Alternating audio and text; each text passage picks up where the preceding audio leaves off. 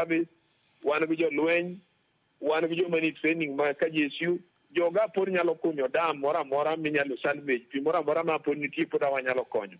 Ananeno koro wadaro ji Northeastern, to moloyo wadhi kacha gi tools mondo wakuny mondo picture wanwang' kaka wayudo. Koro gigi monego jo Kenya rang, nikech sani efforts monego bed ni wach mar pi masani oyo piny mar El Nino ni. To onge kamwa soringe for emergency ma koro wa have a picture. Wan gi mwadich gan problem ni no kaka ndege tero chiemo. To onego bed watero jogo gi chiemo to wakunyo nyaka dam. Mago gima sani wabe wan joma are okay as a country.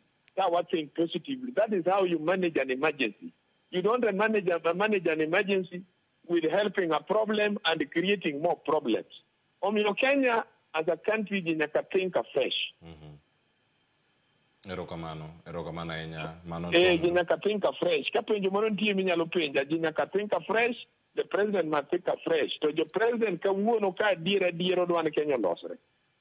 This is the time ma oluonge Jakom Raila Amolo Odinga to giloso the position mar resolution mar Bomas on also Peace Mantiego on any Kenya okanye. What emergency no idaro jini tero chiemo until the whole watch mar ministers going anywhere and flying choppers and nothing is happening.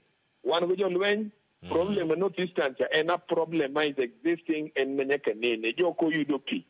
Why can't we harvest that water? Aye. Unless in Penjo in Yalumisa.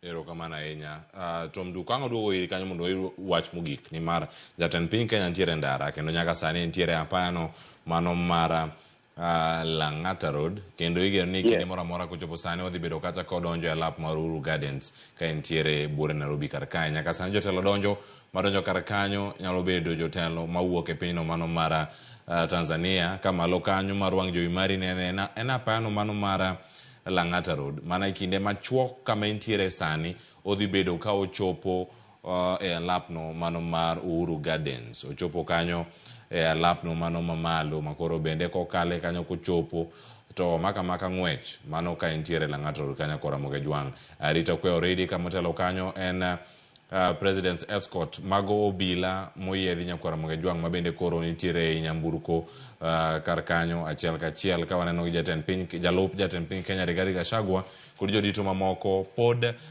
ni mana e lapno mar Uhuru Gardens ka girito rwako jatend